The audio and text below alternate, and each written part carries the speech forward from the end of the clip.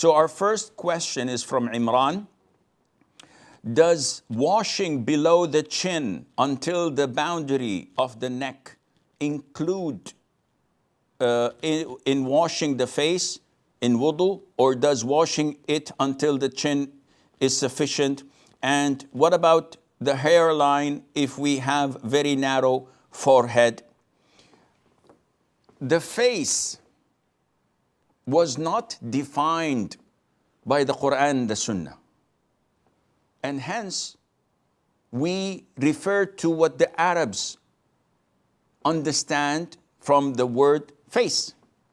So, all the jurors, all the scholars of Islam, and the scholars of the language say that the face is what we face people with.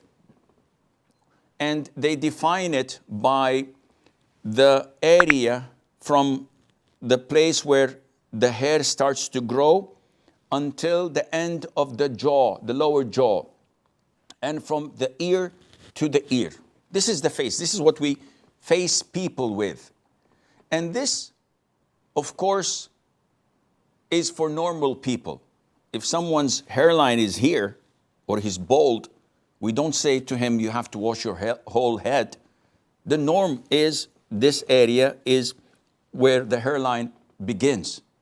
And this is the end of the chin. This is the face. So what goes below that is not part of the face that you have to wash. So the neck or what's underneath your chin is not to be included in washing your face. Your face is what you face people with. And I hope this answers your question, Imran.